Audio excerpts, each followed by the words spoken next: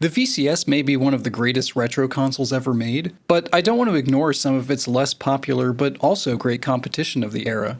I have a particular soft spot for the Odyssey 2, so I thought I'd try out one of its more unique early titles, Out of This World / Helicopter Rescue. I'll start off with Helicopter Rescue, mainly because that was the first game that popped up when I pressed 1 on the keyboard. You control the helicopter rescue ship Daredevil as you try to save as many people as possible from the roof of the Doomsday Hotel within 2 minutes. What happens at the end of those 2 minutes? Well, nothing actually occurs in-game, but according to the manual, it's some vague disaster that's about to strike. Not saying these people deserve what's about to go down, but maybe they should have thought twice about a place called the Doomsday Hotel. Right off the bat, it's worth mentioning how good the animations are for the helicopter. Not just the rotor blade, but also how you can see the tail boom swing as it changes direction. It really adds a lot to the whole presentation. It also happens to be the best part of the game, unfortunately. All you really do in this game is fly over to the hotel using the joystick, lower the rescue basket, and pull it up with the button, and then fly back over to the white line representing the rescue pad to drop the person off. Doing this rewards the player with a single point. And then you do it again, and again, for 2 minutes. Nothing changes each time you rescue someone from the top of the building, so your flight path to reach this person remains unchanged from game to game. There are no additional levels or difficulties. You do lose a point if you crash into either of the buildings, but as I just said, the layout never changes, so you'd almost have to be going out of your way to make that happen. Yeah. It's actually a really neat idea. It is. If it did more than this.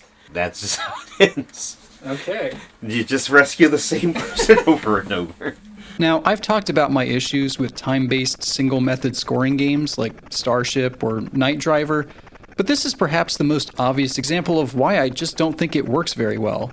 Since there's only one way to score points, that means there's only one strategy for playing the game. Do the thing and don't mess up. Combine that with the short time limit, and there's basically a simple cap on the kind of high scores that can be achieved. This issue is made worse here in Helicopter Rescue due to how long it takes to even score a single point. I looked it up, and apparently the highest score possible is 10, and that's through a tool-assisted run. That is, unless you look at the high score section of the official Odyssey Adventures magazine from 1982, issue 2. You total liar, Jared Jordan.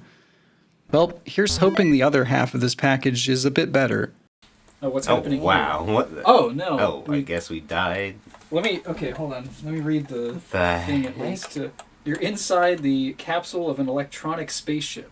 It's Okay. not just a regular spaceship, Yeah, it's an electronic spaceship. Oh, so it's like Lunar Lander, if it sucked. So it's sort of like the arcade game Lunar Lander, but rather than just trying to land on the moon, you're actually racing your opponent down to the moon and then back up to the mothership. Your landers automatically fall down to the moon's surface and will explode on impact if you're moving too quickly, just like in Lunar Lander. Once landed, it then becomes a race to dock with the mothership that moves back and forth at the top of the screen. So, is it just a race to see who can do it first? I guess So. I was like, are we supposed to both be going up there? It's just like a... I guess Lunar Lander makes more sense. It's like Magic School Bus. Yeah, I've never played Lunar Lander. But I think there was a similar game in the Magic School Bus game. That's hilarious that was the first thing that you went to. I played that game a surprising amount of times. And it was just a bunch of mini games.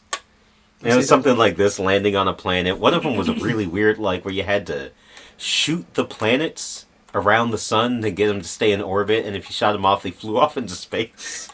It's actually very terrifying for me as a kid. I don't know why. Especially for Earth. I'm like, no, I killed everybody.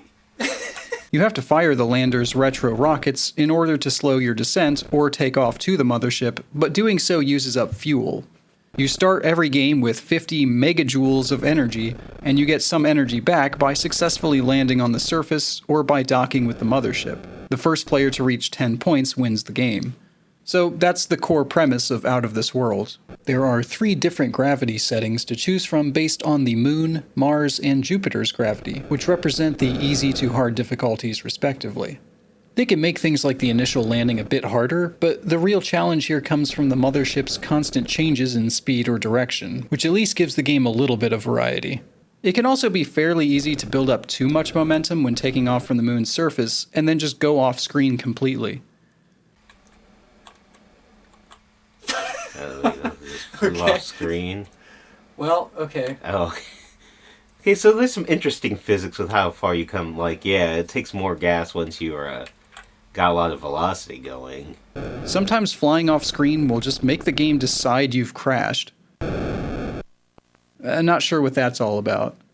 Unfortunately, both games in this package are lacking in any real depth or replayability. I'd say Out of This World is easily the better of the two, but that's mostly because of having another player to directly compete against. This is really starting to feel like a bit of a trend with these multi-pack Odyssey 2 cartridges. Take 2 or 3 interesting game ideas that weren't fleshed out yet, and just sort of bundle them together as is. I don't know how much this cartridge went for back in the day, but I can't imagine anyone being particularly pleased with their purchase. I'm sure not happy about it now, and I only paid $4 for it on eBay. The Odyssey 2 is a pretty great console, but this is not one of its better showings. I swear I'm not doing this on purpose.